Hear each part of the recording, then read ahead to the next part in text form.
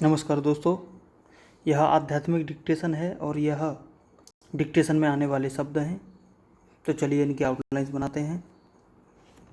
जीवन पर्यंत के लिए प और त जोड़ना है। जीवन पर्यंत। धन संपत्ति, धन के लिए ध बनाएंगे। नकारात्मक, सकारात्मक, सकार क्लॉकवाइज सर्किल घुमा दिया तो स भी आ गया और यहाँ से यहाँ तक ये र भी आ गया। भौतिकता पूरा बनाएंगे। कष्टदायक, कष्ट को द से काट दीजिए। ईश्वर, स्वर और लाइन कटवा दी तो ई जुड़ जाएगा, ईश्वर। निराधार, खोखले, उन्मुख, दृष्टांत,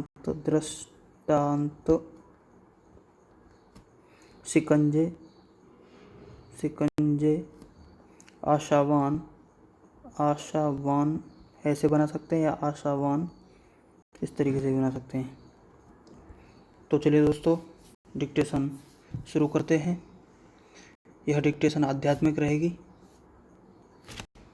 डर एक ऐसा भाव है जिससे मनुष्य जीवन पर्यंत जूझता रहता है। डर के रूप में भी नाना प्रकार के रूप हैं।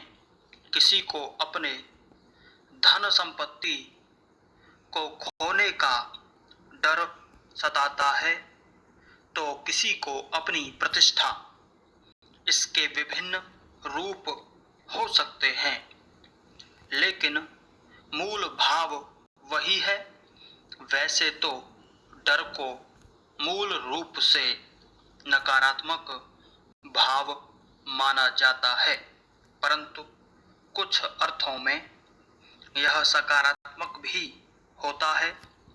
जैसे भौतिकता के साधनों के छीनने का डर आपके जीवन को कष्टदायक ही बनाएगा, परंतु ईश्वर का डर आपको तमाम तरह के पाप करने से बचाने का भी काम करता है।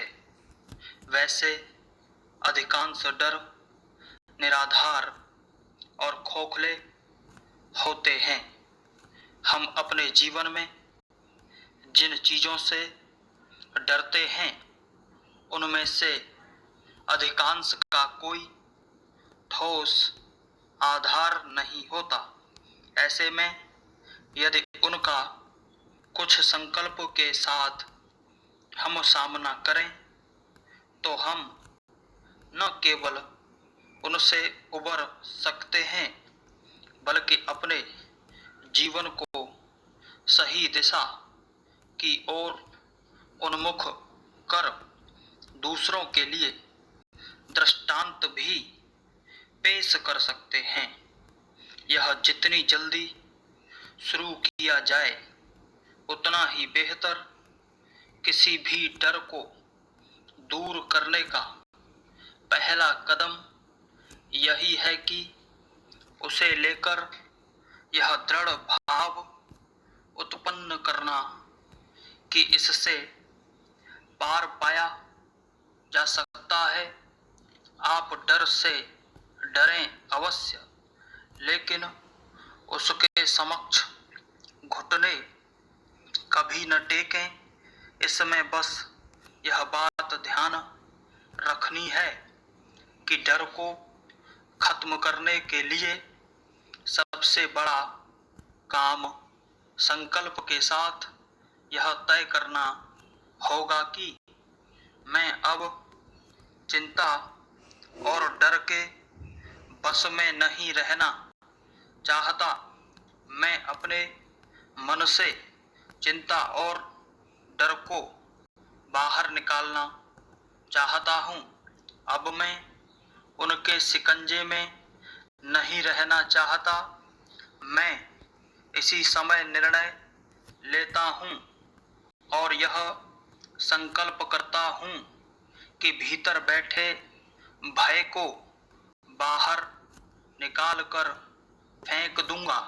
मैं इसी समय प्रबल इच्छा करता हूँ कि मेरी चिंता और डर काबू में आए और खत्म हो जाए और मैं आशावान मनुष्य बन जाऊं। फिर देखना स्वतः ही आपके भीतर का डर आपको छोड़ने लगेगा। आप बिना भय के हर मुश्किल का सामना आसानी से कर सकेंगे।